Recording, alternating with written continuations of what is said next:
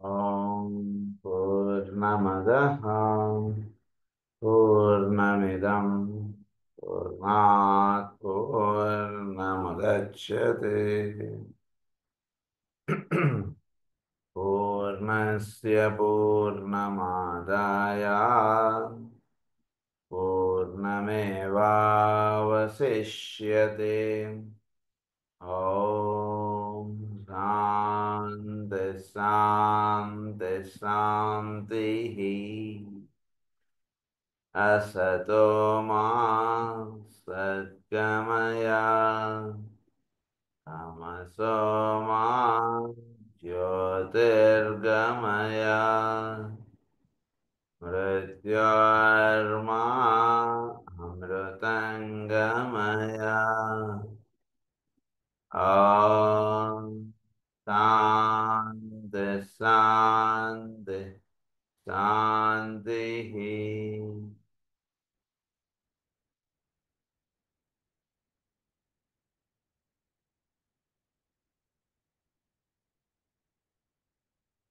Static astrology.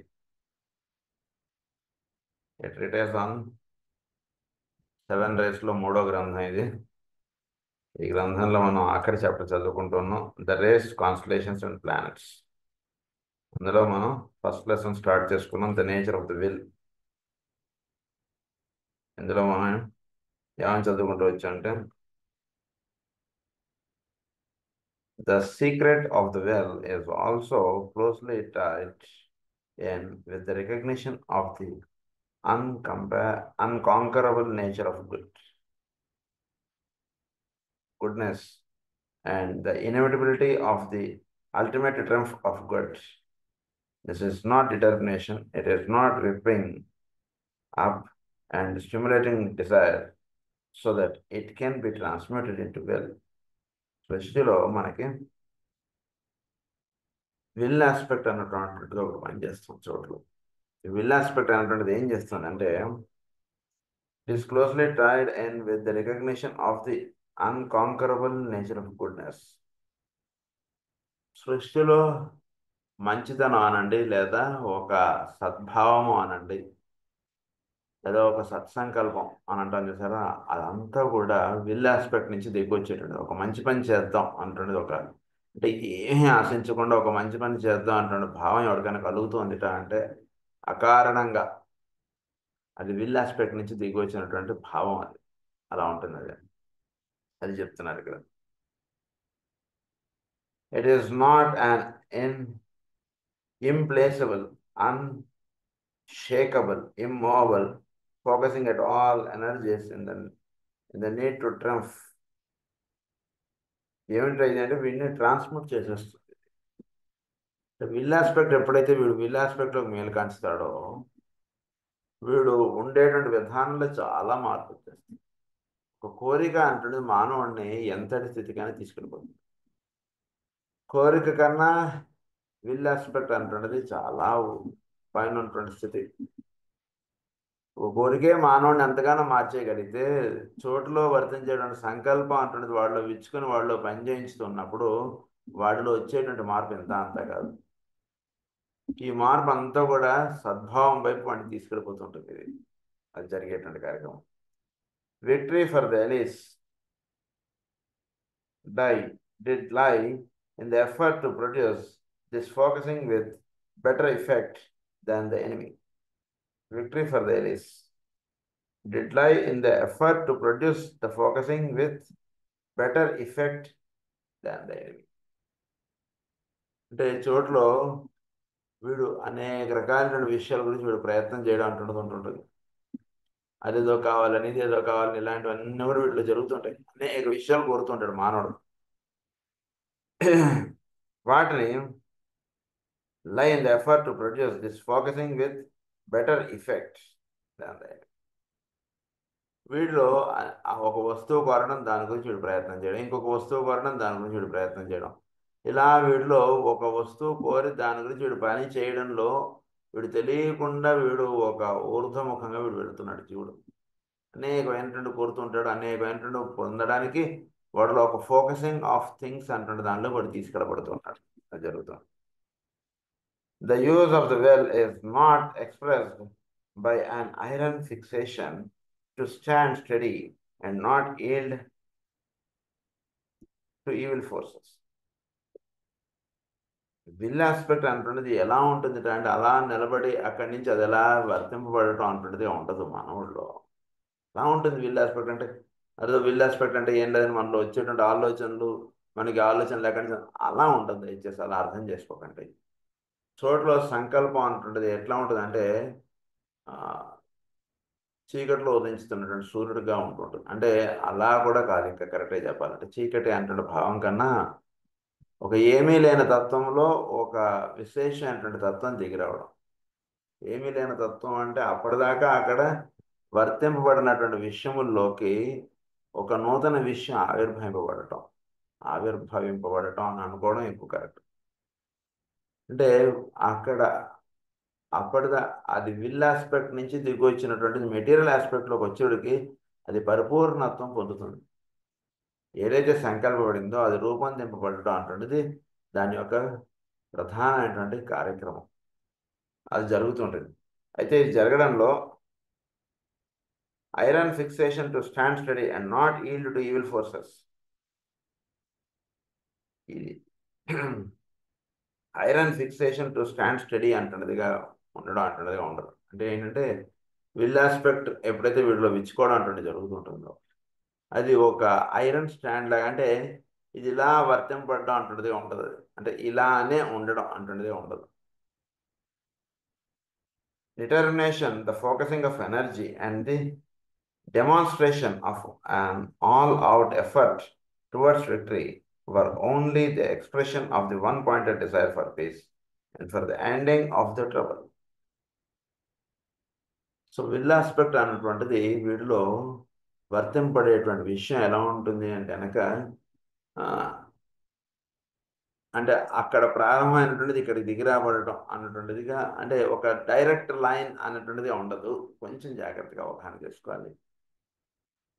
దానికన్నా ముందు ఒక పాయింట్ చెప్తున్నారు మనకి, ఇందాక చెప్పుకుంటున్నది. మనం ఏదైనా ఒక కోరిక కోరితే దాని గురించి మనం చాలా కష్టపడుతుంటాం, అదే మనంగా అయిపోతుంటాం, దాన్ని ఎలా అయినా సరే సాధించుకుంటూ ఉంటాం. ఇది అంతా కూడా ఏంటంటే డిజైర్ ఆస్పెక్ట్. అది పొందేంత వరకు వీడు ఇంకో పని మీద దృష్టికి వెళ్ళదు. ఆ పనే ఎలా అయినా సరే చేయాలి, ఎలా అయినా సరే సాధించాలంటుంది. పగలు రాత్రి అదే విషయం వీడు మనసులో ఉండిపోతుంది. దాన్ని ఏమన్నారంటే దాన్ని స్ట్రాంగ్ డిజైర్ అన్నారు. అది విల్ ఆస్పెక్ట్ కాదు, అది స్ట్రాంగ్ డిజైర్ వాడికి ఉన్నటువంటిది. This type of effort is something within the masses can give, and which they did give to on both sides in this conflict. There is, however, a plus, a something else which swing the tide of victory onto the side of the allies. అది దీన్ని అంటే ఇదేంటంటే జనరల్గా mass పీపుల్లో ఉండేటువంటిది. వాడు అడిగింది వాడు ఇచ్చేంత వరకు వాడు నిద్రపోడండి అంటుంటారు. This is a strong desire. అంతే, వాడు అడిగింది వాడు ఇవ్వాలి. ఉదాహరణకు వాడు ఎవడు పని చేయించుకున్న వాడి చేత వాడికి ఎంత ఏది చెప్పినా సరే, ఏ రకంగా వాడికి సంజేషన్ చేసినా సరే వాడికి అర్థం అవ్వదు. ఏదో ఉదాహరణకు వాడి దగ్గర 200 రూపాయలు పని చేయించుకున్నారు, 200 రూపాయలు వాడికి ఇచ్చేయడం అంతే. అది కదరా నాయన, నీకు 150 రూపాయలు ఇచ్చి నీకేదో బట్టలు పెట్టి నీకేదో అది చేసి ఇది చేసినానంటే, ఆహా కాదు నాకు 200 ఇచ్చేయను అంటాడు. వేరేది వాడికి ఆ వేరే విషయం అట్లు పొరలోకి వెళ్ళదు. వాడికి 200 కావాలంటే 200 కావాలి అంతే. That is called a strong desire. కానీ స్ట్రాంగ్ డిజైర్ కన్నా కొంచెం హయ్యర్ ఆస్పెక్ట్, చాలా హయ్యర్ ఆస్పెక్ట్ విల్ ఆస్పెక్ట్ అంటారు. సో దాన్ని ఏమంటున్నారు? A plus, a something else which swing the tide of victory onto the side of the allies. It came through an unrealized effort to understand and express the quality of spiritual will. So దీన్ని మనం అంటే కొంచెం constant ఒక ఈ Dzire ఆస్పెక్ట్ని కొంచెం అవగాహన చేసుకోగలిగితే అప్పుడు వీడిలో వర్తించేటువంటి స్పిరిచువల్ విల్ గురించి వీడు కొంచెం అవగాహన చేసుకోగలుగుతాడు. దానికి పైన ఉండేటువంటిది అసలు the will aspect. So it came through an unrealized effort to understand and express the quality of spiritual will. It was the manifestation of the divine energy which made the first divine aspect of will or power what it is. It is that which is the distinctive feature of the Shambhala force.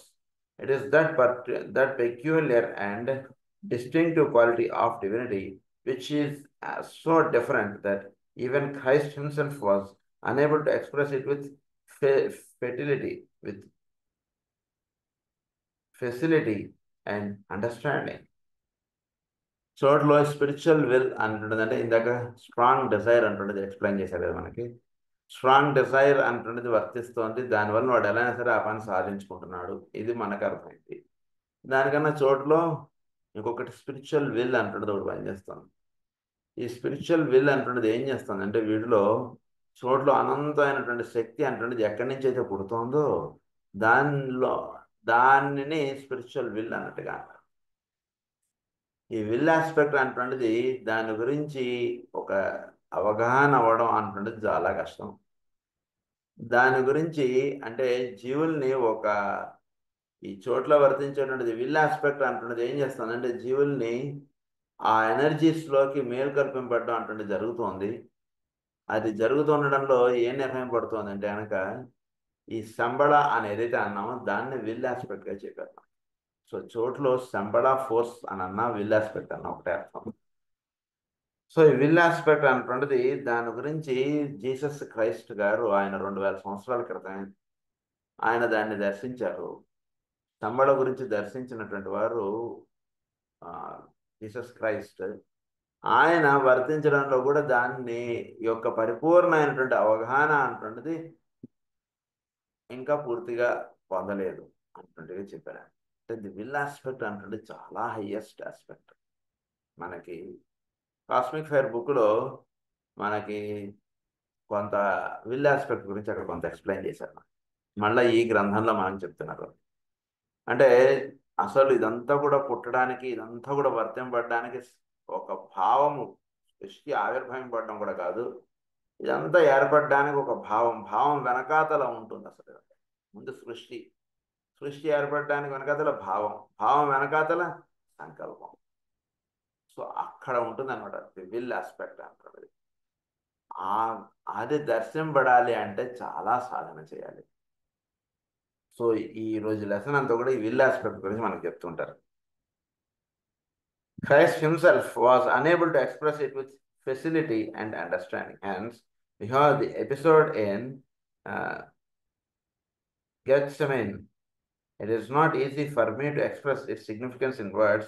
2000 years have gone since Gethsemane and since Christ was made his initial contact with the Sambhala force, and by this means and on behalf of humanity established a relationship which even at the close of 20 centuries is but a thin, frail line of connecting energy. It is a thin, frail of connecting energy. 20,000 లేదా 2000 సంవత్సరాలు ఇంతకాలం పట్టింది. అయినా will aspect గురించి చెప్పేటువంటిది కానీ సంబళ గురించి చెప్పేటువంటిది ఒక అంటే మనకి ఎక్కడో రెపరెపలాడుతూ ఉండేటువంటి వెలుగ్గా అది నిలబడింది. ఇంకా దాని గురించి పరిపూర్ణ, ఎందుకంటే అది చాలా విశేషమైనటువంటి విధానము లేదా విశేషమైనటువంటి తత్వం విల్ ఆస్పెక్ట్ అంటారు.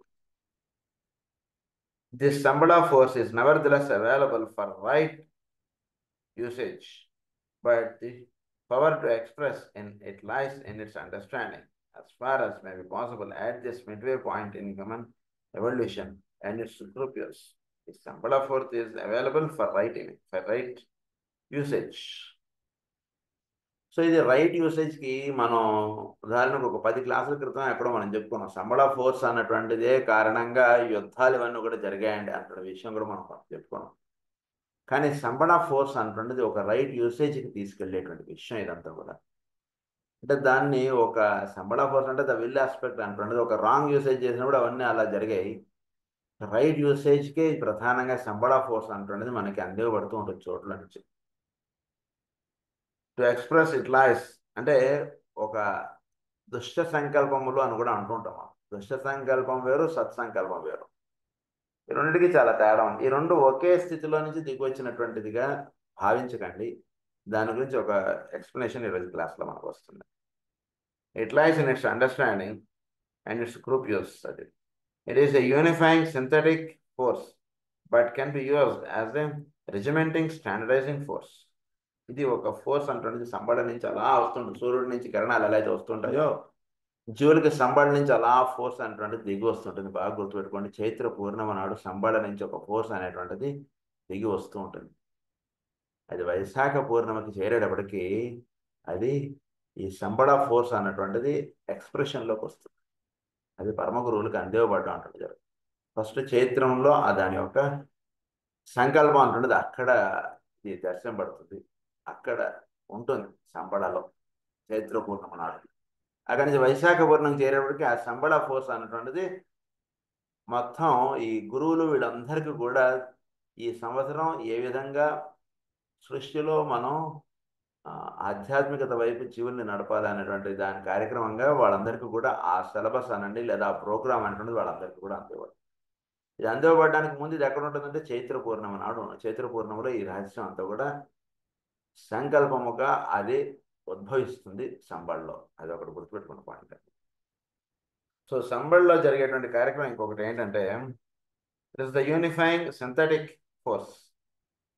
ఇది మెయిన్గా ఏంటంటే విల్ ఆస్పెక్ట్ అంటుండేది సింథటిక్ ఫోర్స్గా పనిచేస్తుంటుంది. ఏకత్వం అంటుండే తీసుకొస్తుంది. సింహరాశిలో అంటువంటి వాడికి కుంభరాశికి చేర్చేటువంటిది Shamballa force. So synthetic use, group work, group purpose ఇదంతా కూడా వీళ్ళు తీసుకొస్తుంటుంది సంబళ. అంటే వాళ్ళు ఎప్పుడైతే వాడు ఇండివిజువలైజ్ అయ్యాడో వాడిలో ఉన్నటువంటి సంకల్పం వాడిని అలా తీసుకెళ్తుంటుంది కుంభరాశి వైపు. కుంభరాశి వైపు తీసుకొచ్చేటప్పుడు వీడు ఒక 10 మందికి సంబంధించినటువంటి కార్యక్రమంలో వీడు నిమగ్నం అయ్యేటట్టుగా చేసి పెడుతుంటుంది సంబళ ఫోర్స్ అంటుంటుంది. Possible at this midway point in human అది and its group use. It is unifying synthetic force, but can be used as a regimenting standardizing force. May I repeat these two words to the use of the Shambhala energy, group use and understanding. Shambhala force అంటుండేది group use and understanding. Group understanding, group use, 10 మందికి కావాల్సినటువంటి అంటే వీటిలో సంబళ force అంటే చక్కగా విచ్చుకుంటే ఇతరులని చూడగానే వీడు చక్కగా వాడికి ఉన్నటువంటి కష్టం అంటే వీడికి దర్శనం అవుతుందండి. ఇట్స్ జస్ట్ రిఫ్లెక్షన్ అంతే. సంబళ ఫోర్స్ అంటున్నది ఏం చేస్తుందంటే చోటులో ఒకే ఒక కారణం అంటున్నది అలా వర్తిస్తుంది. ఆ కారణం ఇతరులతో వీడు వర్తించుతున్నప్పుడు ఆ కారణంగా వీడు జీవిస్తుంటాడు కాబట్టి ఆ కారణం ఎదుటివాడిలో ఎలా ఉంది అంటున్న విషయం వీడికి దర్శనం అవుతుంది. తద్వారా వీడి యొక్క అర్థం వీడికి బోధిపడుతూ ఇంకేం లేదు. So Shamballa force is the synthetic force. ఆ ఫోర్స్ అంటున్నది అలా వర్తిస్తూ ఉండడం చేత ఎంతో మందిని సంబళతో అనుసంధానం చెందినటువంటి వాడి దగ్గర తీసుకొస్తుంది. ఎంతో మందిని వీటితోటి కార్యక్రమం నిర్వహింపజేస్తుంటుంది. ఎంతో మందికి ఈ కార్యక్రమం అంటున్నది అందేటట్టుగా చేస్తుంటుంది. అంతా కూడా ఈ సంబళ నుంచి దిగొచ్చేటువంటి ఫోర్స్ ఇంత కార్యక్రమం నిర్వహిస్తుంటుంది. This Sambhala force is nevertheless available for right usage. Mankind has had much difficulty in comprehending the significance of love. First Shamballa force గురించి అవగాహన చేసుకుంటే దానికన్నా ముందు it is the will aspect కదండి, ఫస్టే కదండి, దానికన్నా ముందు సెకండరీ గురించి కొంత అవగాహన చేసుకోండి. ప్రేమ గురించి మాట్లాడుతూ ఉంటాం కానీ నిజంగా మాస్టర్ గారు కూడా నారద భక్తి సూత్రాలు శుభ్రంగా తిట్టిపెట్టారు. ప్రేమ గురించి ఎంతోమంది ఎన్నో ప్రవచనాలు చెప్పేస్తుంటాం, ఏదో చేసేస్తుంటాం. నిజానికి ప్రేమ అనేటువంటిది గురించి మన ఎవరికి ఏమీ తెలియదు. ఏదో ఎదుటివాడికి ఏదైనా ఇదిగా ఉంటే వాడికి ఏదో 10 రూపాయలు ఇవ్వడం ప్రేమ అంటుంటాం, లేదా వాడి ఏదో ఆకలితో ఉంటే వాడికి ఏదో అన్నం పెట్టడం ప్రేమ అంటుంటాం. ఇలాంటివన్నీ కూడా ఒక లోయెస్ట్ ఆస్పెక్ట్. అది కాదు నిజమైనటువంటి ప్రేమ చోట్ల వర్తిస్తూ ఉన్నటువంటిది. నిజమైనటువంటి ప్రేమ ఏమిటంటే అది చెప్తున్నారు ఇప్పుడు. If there is so, their problem in relation to the will naturally be still more difficult. Love గురించి అర్థం అన్నటువంటి వాడికి విల్ ఆస్పెక్ట్ గురించి ఏమర్థం అవుతుందంటే అది ఇంకా చాలా కష్టం అండి అంటున్నారు ఆయన. For the vast majority of men, true love is still only a theory, forum side of life to the personalities of those around on and fulfills itself usually in a desire to carry out our obligations and not to obstruct in any way those activities and relationships which tend for the well-being of our fellow men. It expresses itself in a desire to end abuses and to bring about happier material world conditions. It shows itself in mother love, in love among friends, but seldom as love among groups and nations. తల్లిలో సహజంగా మీరు ప్రేమభావం చూస్తుంటారు చూసారా, అలాగే friends తోటి ఉండేటువంటి ప్రేమభావం ఇది okay, ఇది కొంతవరకు మీరు చూస్తున్నారు.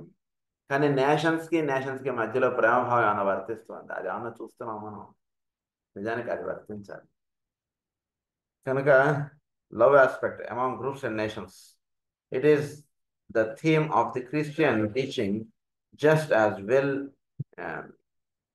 divinely expressed, will be the theme of the coming world religion and has been the impulse lying behind much of the good work done in the fields of philanthropy and human welfare. But factually, love has never yet been expressed except by the Christ. Love has never been expressed except by Christ. అంటే నిజమైనటువంటి పరిపూర్ణమైనటువంటి ప్రేమ అనేటువంటిది ఎందుకు ఆయన అంత ప్రేమగా వర్తించాలంటే, will aspect మనకు దర్శనం అవ్వాలంటే పరిపూర్ణమైనటువంటి ప్రేమ మనం అలా మనస్సు కరిగి స్రవించాలి అంటారు కదా, అంతటి ప్రేమ కలిగి ఉంటారు. ఇప్పుడు విల్ ఆస్పెక్ట్ అంటే ఏంటో వీడికి అర్థం. ఇటువాడి కష్టం చూస్తే అలా వీడి మనసు ఏం చేయగలం ఈ జగత్తులో మనం ఉండేటువంటి ఈ కాలంలో, జస్ట్ అంతే అదే భావంలో వాడు ఉంటుంటాడు. ఆ భావంలోనే వాడు ఉంటుంటాడు కాబట్టి వాడికి ఏం చేయాలో వాడు సహజంగా తట్టదు, వేరొకటి తట్టదు. వాడికి ఏదైనా కష్టంలో ఉన్నాడు, ఆ కష్టమునకు వీడు వెళ్ళి తట్టగలగడం అంటే వీడికి మాత్రమే తడుతుంది, పక్కింట్లో ఉన్నటువంటి ఏం తట్టదు. ఇక్కడ ఉన్నటువంటి వాడు అక్కడికి వెళ్ళి వాడు తలుపు కొడతాడు, ఎందుకు వాళ్ళ ఇంటికి వచ్చాడో వాళ్ళకు కూడా అవగాహన అవుతుంది. సంకల్పముతో అనుసంధానం చెంది ఉన్నటువంటి వాటిలోనే పరిపూర్ణటువంటి ప్రేమ మీరు చూస్తూ, సంకల్ప శక్తి విచ్చుకుని ఉన్నటువంటి వాడు ఏం చేస్తాడంటే, అంటే విచ్చుకోవడం అంటే దానికే సాధన చేస్తూ ఉన్నటువంటి వాడు అలా అనుకోవాలి మనం. దానికే సాధన చేస్తున్నటువంటి వాటిలో విచ్చుకునేటువంటి గుణం ఏమిటంటే పరిపూర్ణమైనటువంటి ప్రేమ. ఈ ప్రేమ భావం ఎలా విచ్చుకోవాలి, ఎంతగా విచ్చుకోవాలంటే రాళ్ళు కూడా కరిగి స్రవించాలి అంటున్నదిగా విచ్చుకోవాలండి ప్రేమ. మనం ఊరికనే 10 మందికి 4 మందు పొట్లాలు కలిగించి కట్టేసి ఇచ్చి మనం చాలా ప్రేమగా ఉంటున్నామండి, చాలా నిస్వార్థ సేవ చేస్తున్నామండి, ఇదంతా దయచేసి మనం మోసం చేసుకోకండి. ప్రేమ అనేటువంటిది అసలు గుణం తెలుసుకోవడానికి చేసేటువంటి ప్రయత్నం మాత్రమే. ఏమి మొహమాట పడకండి, చక్కగా ఒప్పేసుకోండి. అసలు ప్రేమ చోట్ల అలా వర్తిస్తోంది. జీసస్ గారు ఆయన వర్తించి చూపించారు పరిపూర్ణమైనటువంటి ప్రేమ అని చెప్తున్నారు. You might ask why this is so. Do you emphasize this highest divine aspect? Why not wait until we know more about love and how to manifest it in our environment? Because in its true expression, the will today is needed as the propelling expulsive force and also as a clarifying, purifying agent. The first recorded sentence of the Christ was spoken so to his mother. ఈ sentences మీకు బైబిల్లో కూడా దొరకవు, ఇవి ఈయన ఇచ్చారు మీకు, చాలా జాగ్రత్తగా గుర్తుపెట్టుకోండి. Wish a not that I must be about my father's business, that business related by him.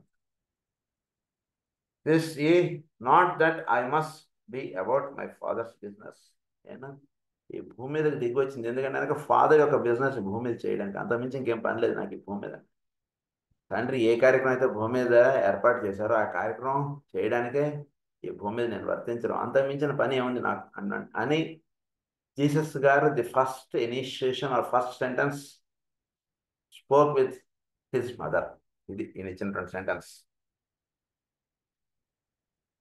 This is not that I must be about my father's business, that business related by him to the first divine aspect.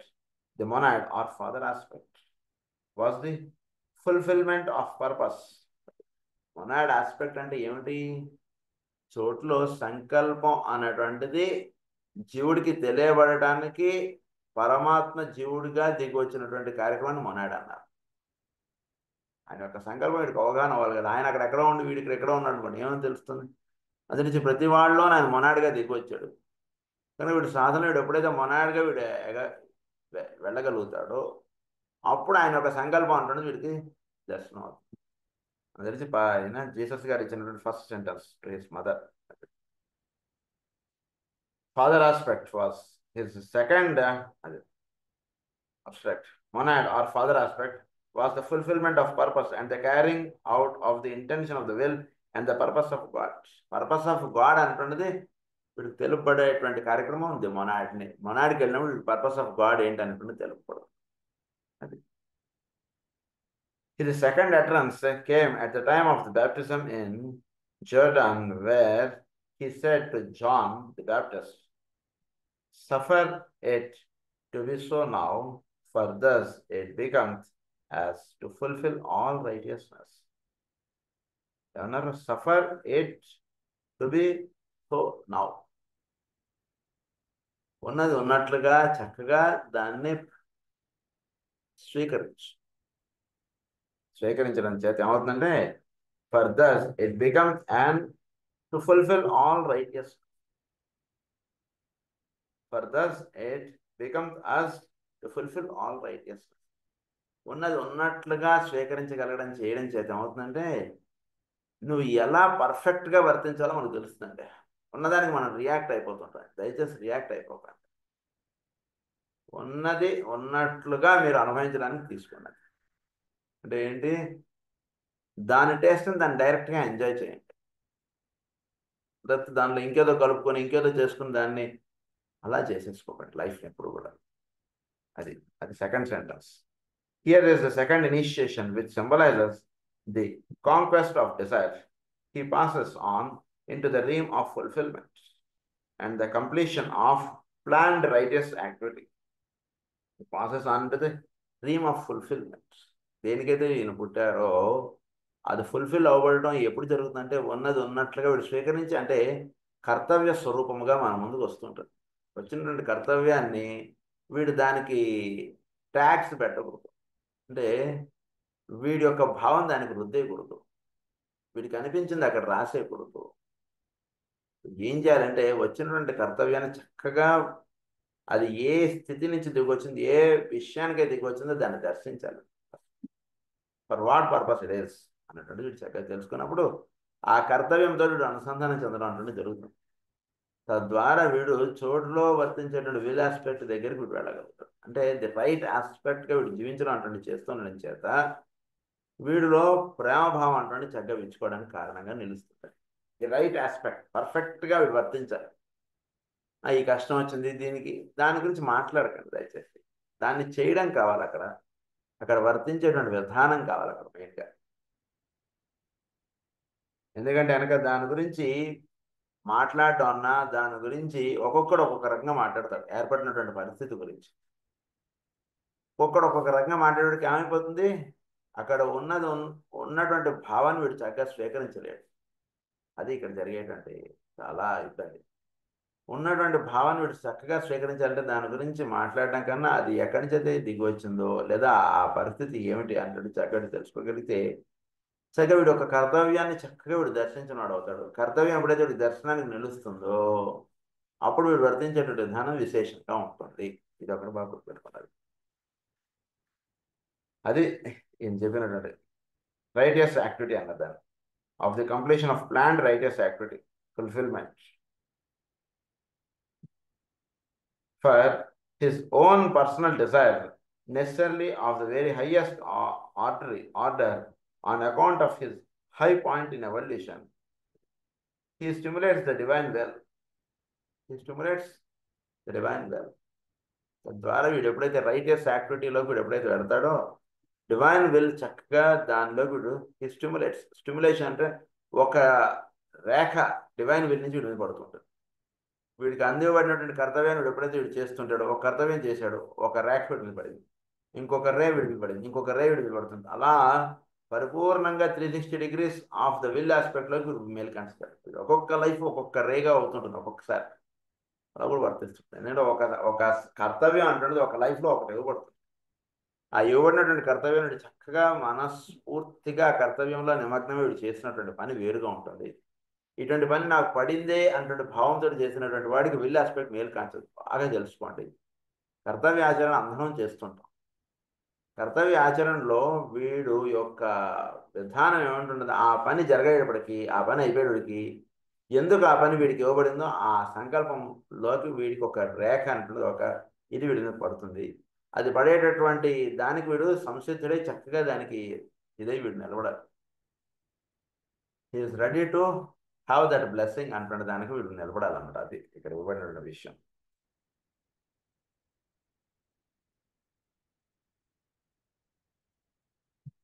his high point in evolution. He substitutes the divine will for his own personality. He substitutes the divine will again in the close of his life in the Gethsemane experience. He cries out, Father, not my will, but thine be done. మళ్ళీ ఆయన యొక్క సంకల్పం అంటున్నది నా హృదయం ద్వారా అది నా చేతుల మీదుగా అది జరగాలి. This is what the cry of lord Christ to his father. అది జరగాలి ప్రతివాడికి. మనం అనుకున్నది ఏదో చేయడం దానివల్ల ఏమిటి ఉపయోగం? ఉదాహరణ మనం గురు పూజలు మనం అనుకున్నట్టుగా చేసుకోవడం ఒకటి, మాస్టర్ ఈకే సంకల్పానుసారంగా జరగడం ఒకటి. చాలా హైయెస్ట్ ఆస్పెక్ట్. అంటే హీ ఇనిషియేటెడ్ గురు పూజ. ఆయన ఏ ఉద్దేశంగా ఇది చేశారంటే చక్కగా భావించుకుని దాన్ని చక్కగా రూపొందింపడటం. ఉదాహరణకి చెప్తాను. సో ఆ సంకల్పం అంటున్నది మన ద్వారా అలా ప్రవహింపబడుగాక. ఈ సంకల్పం ఎవరైతే చేశారో వాళ్ళ యొక్క ఇది మన ద్వారా చక్కగా ప్రవహింపబడుగాక అంటున్నది యొక్క భావంతో పని చేయడం అంటున్నది రావాలి మనకి ఎప్పుడు కూడా. Even then and even for him the achievement of the full expression of will seemed well nigh impossible. He was conscious still of the inherent dualism of his position and of the contrast between his will and God's will. ఏమన్నారు? ఇంత ఇదిగా ఉన్న వాళ్ళకు కూడా పూర్తిగా అవగాహన అవ్వదు ఏ కారణం చేత ఇది సంకల్పింపబడింది అంటుంది. అంత ఈజీగా తెలియబడదండి. బాగా గుర్తుపెట్టుకోండి. ఏదైనా సరే ఒక విషయం ఉదాహరణకు మన గురికి అవగాహన అవ్వడానికి మాస్టర్ శ్రీక గారు ఈ కార్యక్రమాలన్నీ ఎందుకు ఇచ్చారంటే ఆయన సంకల్పం నుంచి దిగువచ్చాయి. ఎందుకు ఇచ్చారు అనేటువంటి మన ఊరికనే రాసుకోవడం, మనందరం సేవ చేయాలి కూడా ఒకటి వైద్యాలయం ప్రారంభించారు, వైద్యం ఇలాంటిది ఏదో కొంత రాసేసుకుంటాం మనం. బట్ అంతవరకే కాదు, అంత ఈజీగా అంత మహానుభావుల యొక్క సంకల్పం మనకి దర్శనం అవ్వదు. చేయడం వరకు కొంత చేస్తుంటే ఆయన సంకల్పంలోకి కొద్దిగా మనం దర్శించగలుగుతుంటాం. ఇంత విషయం. ఆయుర్వేద వైద్యులు వచ్చి హోమియో వైద్యం నేర్చుకుని హోమియో చేయడం ఇట్ ఇస్ సంథింగ్ మిస్టీరియస్. అంత ఈజీ కాదు ఆ డెసిషన్ అంటాడు. ఎందుకు ఆయన అంత విషయాన్ని సంకల్పించారు? ఎందుకు అది 10 మందికి ఎలా హోమియో వైద్యం అనండి, లేదా భాగవతం అనండి, లేదా హిస్టారిక్ టీచింగ్స్ అనండి, లేదా మాస్టర్ ఈకేర్ ఇచ్చినటువంటి ప్రేయర్ కానివ్వండి, ఏదైనా సరే మీరు ఒక ఆస్పెక్ట్ తీసుకుని ఈ విధమైనటువంటి ప్రార్థన ఎందుకు ఇచ్చారు? ఆయన గురువు మాస్టర్ సివి మంత్రం చేసుకోమని ఇయ్యాలి ఊరుకోవాలి నిజానికి కరెక్ట్గా. అంటే వై హీ యాడెడ్ గాయత్రి మంత్రం, why he added invocation gived by master TK. So ఆయన సంకల్పం వేరుగా ఉంది. అది మనకి తెలియాలి అంటే, దానిలో మనం నిలబడాలి అంటే ఆయన ఇచ్చింది చక్కగా మనం ఆచరించుకుంటూ ఉంటే ది రైట్ ఆస్పెక్ట్ అంటున్నది మనలో మేలుకొల్పడుతుంది అని చెప్తున్నారు. He was conscious, he was conscious still of the inherent dualism of his position and of the constant between his will and God's will. So వీళ్ళ యొక్క విల్ ఆస్పెక్ట్ను గాడ్ యొక్క విల్ ఆస్పెక్ట్ రెండు dualism అంటున్నది వర్తిస్తాం మొనాడ్ లెవెల్లో కూడా అక్కడ వర్తిస్తాం. In these 3 utterances he demonstrates his recognition of the 3 emerging aspects of Shambhala: life, quality and energy. 3 aspects of ఇవి మనకి 3 sentencesలో సంబళ నుంచి వచ్చేటువంటి 3 రకాలుగా వస్తుంటుంది. ఆ 3 రకాలు ఏంటంటే 3 sentencesగా ఇక్కడ ఇచ్చారు. అంటే ఏంటంటే గాడ్ విల్ ఒకటి, హిజ్ విల్ ఒకటి, రెండు ఉంటూ ఉంటాయి. ఇది డ్యూయలిజంగా వర్తిస్తుంది. అంటే పరమాత్మ యొక్క సంకల్పం పరమాత్మ జీవుడిలో వర్తింపబడుతూ సంకల్పింపబడటం, దీని అన్నారు హిజ్ విల్ అన్నారు, దాన్ని గాడ్ విల్ అన్నారు. రెండింటికి తేడా ఉంటుంది. ఒక కన్ఫైన్డ్ ఫార్మ్లో ఉంటూ ఉన్నటువంటి విల్ ఆస్పెక్ట్ మేలుకల్పింపబడి వర్తించడం ఒకటి, చోట్లో ఉంటున్న విల్ ఆస్పెక్ట్ వర్తింపబడటం ఒకటి. రెండింటికి తేడా ఉంటుంది. అది చెప్పారు. ఏమన్నారు? హి was conscious still of the inherent dualism of his position and of the constant contrast between his will and God's will. ఇది ఎంతైనా సరే వీడిలో ఉన్నటువంటి విల్ ఆస్పెక్ట్ ఏమిటి? ఇప్పుడు ఉదాహరణకి చోటు ఉంది, ఒక ఊరితో ఒక పెద్ద మైదానం, అంతా అక్కడంతా చోటు, ఒక పెద్ద ఇల్లు కట్టాడు, అందులోనే చోటు. ఆ చోటు ఈ చోటు ఒకటేనండి అని అంటే కుదరదు.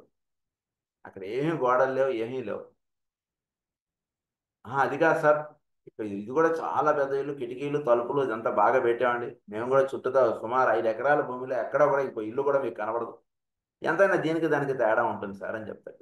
That is God will, this is his will. అలా తేడా వర్తిస్తుంది అది చెప్పారు ఇక్కడ. ఇక్కడ 3 సెంటెన్సెస్, 3 అటరెన్సెస్ ఇచ్చారు సంబడ్ల లైఫ్ క్వాలిటీ ఎనర్జీ నుంచి. First sentences, the will which condition the life aspect. The will which condition the life aspect. ఏంటి conditioning of the life aspect? తోటలో లైఫ్ ఆస్పెక్ట్ అంటున్నది అలా దిగి వస్తుంది. ఈ లైఫ్ ఆస్పెక్టే సర్వజీవులు జీవించి ఉండడానికి కారణంగా నిలుస్తుంది. ఇది ఎక్కడి నుంచి దిగి వస్తుంది అంటే ది విల్ ఆస్పెక్ట్ నుంచి లైఫ్ ఆస్పెక్ట్ ఏంటంటే దిగి వస్తుంది. ఆ రకంగా మీరు ఆ త్రాడును పట్టుకున్న మీరు విల్ ఆస్పెక్ట్కి ఎదుగుతారు. అది ఒక పాయింట్. సెకండ్ పాయింట్ ఏంటంటే the will which brings fulfilment of right human relations. So చోట్ల ఒక విల్ ఆస్పెక్ట్ అంటున్నది వర్తిస్తుంది. ఈ విల్ ఆస్పెక్ట్ అంటున్నది ఎన్నో కార్యకారణ సంబంధాలు అంటున్నది క్రియేట్ చేస్తుంది.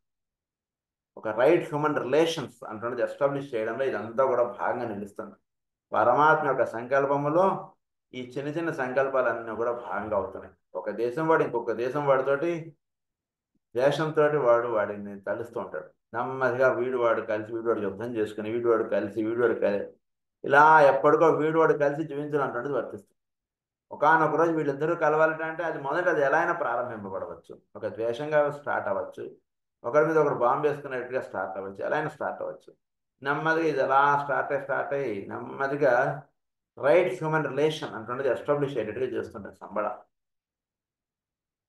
ఆ రకమైనటువంటి ఒక ఇది వస్తూ ఉంటుంది ద విల్ ఆస్పెక్ట్ నుంచి. ఫస్ట్ విల్ చెప్పారు, సెకండ్ విల్ ఇది, అలాగే థర్డ్ పాయింట్ చెప్తున్నారు. The will which finally cooperates conquers death. చోటులో విల్ ఆస్పెక్ట్ తోటి వర్తించేటువంటి వాడు ఎక్కడ కూడా భయపడ్డండి చావు గురించి. చావు పుట్టుకలు ఇవన్నీ కూడా ఎక్కడి నుంచి దిగి వస్తున్నాయి? విల్ ఆస్పెక్ట్ నుంచి దిగి వస్తున్నాయి. దానితో అనుసంధానం చెందినటువంటి వాడు ఎక్కడ కూడా దేహాన్ని అసలు కేర్ చేయడు. ఐ వోంట్ కేర్ అని పెట్టుకుంటాడు సరే. అది వాడు వర్తిస్తుంది. దేన్ని కేర్ చేయలేకపోవడం అంటే వాడిని కేర్ చేయకుండా ఉండేది పెద్ద గొప్ప కాదు. మనకి ఈ చావు అనేటువంటి దాన్ని వీడు కేర్ చేయడు అసలు. You won't care his death. అలా వర్తిస్తాడు విల్ ఆస్పెక్ట్తో అనుసంధానం చెందినటువంటి. సో ఈ విల్ ఆస్పెక్ట్ నుంచి పనిచేస్తున్నటువంటి 3 రకాలైనటువంటి ఎనర్జీస్ భూమి మీదకి దిగి వస్తున్నాయి. ఒకటి life aspect, 2 right human relations, 3 conquering of death. These 3 aspects are all related to the 3 divine expressions of spirit, soul and body, of life consciousness and form, of life quality and appearance. ఈ మూడింటి గురించి మనం చాలాసార్లు చెప్పుకున్నాం కాబట్టి ఆ పదాల గురించి ఎక్స్ప్లెయిన్ చేసుకోవట్లేదు. This phase of Christ's life expression has never been properly studied, yet even a little grasp and understanding of it would aid human to divine evil. Christ's life expression has never been properly. So this Christ యొక్క expression will aspect వైపు ఎలా ఉంటుంది అంటే spirit, soul, body. Immediate ఎక్స్ప్రెషన్గా Christ యొక్క లైఫ్ని అవగాహన చేసుకోలేనటువంటి వాళ్ళే ఎక్కువ మంది. ఎవరికి అవగాహన అవ్వలేదు 3 ఆస్పెక్ట్స్లో. అదే కృష్ణుడు ఎప్పుడు ఏ కక్షలో ఉండి మాట్లాడతాడో మైత్రేయుల వారు కూడా బోధపడ్డాం. ఒక్కొక్కసారి ఇప్పుడు ఏ స్థితిలో ఉండి మాట్లాడారో ఒక్క నిమిషం ఆలోచించాల్సి మైత్రేయుల వారు లాంటి వారికి కూడా. అది ఆ పాయింట్ అక్కడ రాస్తారు మాస్టర్ గారు. అదే పాయింట్ ఈ సెంటెన్స్ ఆ సెంటెన్స్ ఒక్కటే అంతే. ఇక్కడ ఏమని రాశారు ఈ సెంటెన్స్లో?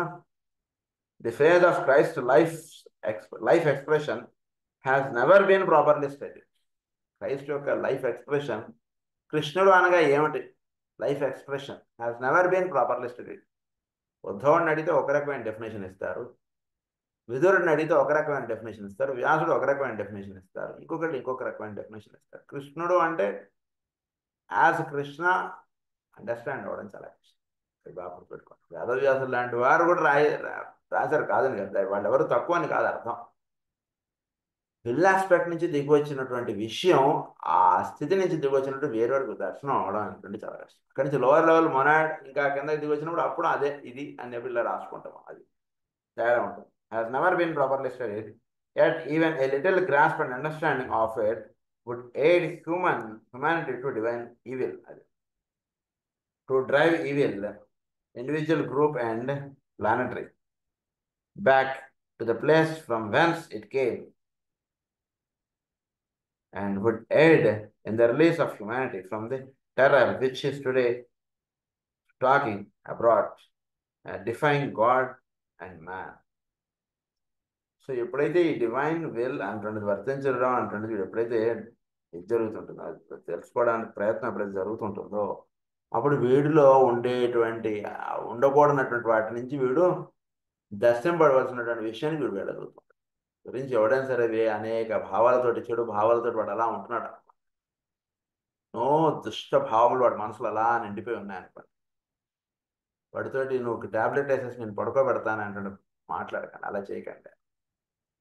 జస్ట్ వాడిని ఏం లేదు, రోజు ఒక గంట సేపు వచ్చి మా హాల్లో వచ్చి కూర్చో, నేను చెప్పే ప్రవచనం విను అని చెప్పండి వాడికి.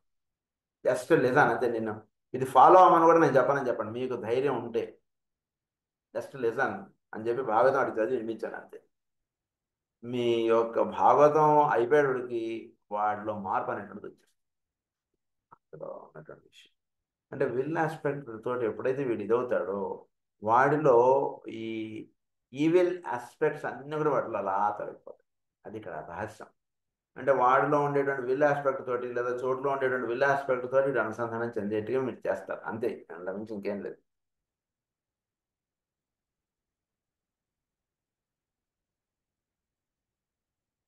So back to the place from whence it came and would be the release from the terror of God and man. The Shambhala energy is therefore that which is related to the livingness through conscious and form of humanity. Shambhala అంటే ఏంటి? Its energy is therefore that which is related to the livingness of humanity. We need not consider its relation to the rest of the manifested world. భూమి మీద మానవ జాతి వర్తించడానికి కావాల్సినటువంటి రహస్యాలన్నీ కూడా సంబడిలో ఉంటాయి. కనుక సంబడితో అనుసంధానం అది మిగిలిన వాళ్ళ మీద ఎలా ప్రభావం చూపుతుంది అనేటువంటి విషయాలు మనకు ప్రధానంగా అవసరం లేదు. భూమి నుండి ప్రతి అణువు మీద సంబడి యొక్క ఫోర్స్ అంటున్నది పనిచేస్తుంటుంది. మానవ జాతి మీద పనిచేస్తుంటే రహస్యాలు మనం తెలుసుకోగలిగితే చాలు. అది పాయింట్ అంటున్నారు ఇక్కడ. Manifested world it concerns the establishing of right human relations and is that condition of being which eventually negates the power of death. Power of death అంటున్నది ఇట్ నెగేట్స్ అంటే వీడి మీద చావు ఏమీ ప్రభావం చూపలేదు. ఇంకో గంటలో నువ్వు చనిపోతావు అన్న బయట మనం ఇసాట్రిక్ ఆస్ట్రాలజీలో ఆ రోజు ఏం చెప్పుకున్నాం సార్ అంటున్న విషయం ఇది అలా సరదాగా మాట్లాడు. అసలు ఇదేం అయ్యా గంట సేపే వాడిని పిలిచి ఆస్తి పంపకాలు ఇవన్నీ కరెక్ట్గా చేసుకున్నాను నువ్వు జీవితం ఏముండదు అసలు. ఇంకా నవ్వుతూ అలా ఉంటుంది. అంటే రైట్ ఆస్పెక్ట్ ఆఫ్ డెత్ అంటున్నది వీడికి అవగాహనలోకి వచ్చేస్తుంది. సంబళ్ళతో వీడు అనుసంధానం చెందడం అంటున్నది ప్రారంభించిన నాటి నుండి. It is therefore incentive and not impulsive. దీని అన్నారు ఇన్సెంటివ్ అన్నారు. It is not impulse. అంటే అది సహజంగా లోపల ఉన్నటువంటి విషయం వీడు దర్శనం అయ్యేటువంటి రహస్యం అంతే. It is not impulse. It is realised purpose and not the expression of desires. It is the realised purpose. పరిపూర్ణంగా పర్పస్ రియలైజ్ అయితే దాన్ని సంబడ అన్నారు.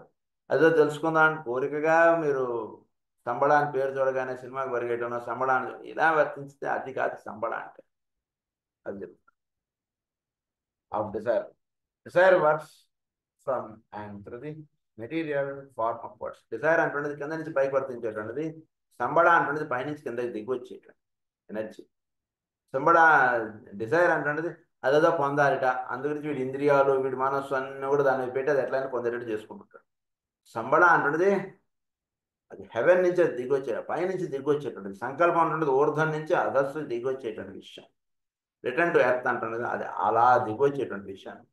సో దాన్ని ఇన్వోక్ చేసుకుంటూ ఉండాలి ఎవ్రీడే మనం. ఇప్పుడు వీడికి దిగి వస్తుంటుంది పైనుంచి అలా దిగి రావాలి. చోట్ల వర్తింపడేది కాదండి సంబడ అంటున్నది. చోట్ల వర్తింపడేది కాదు సంకల్పం అంటున్నది. సంకల్పం అంటున్నది చోట్లోకి అలా దిగి వస్తుంది. పురుషుడు ప్రకృతిలోకి దిగి వచ్చినట్టుగా అలా దిగి వస్తుంది. అంతా రెడీ చేసుకున్నటువంటి దానిలోకి ఆయన దిగి వస్తారు. చాలా చక్కగా చూపిస్తున్నారు కొన్ని చోట్ల ఈ ఆస్పెక్ట్.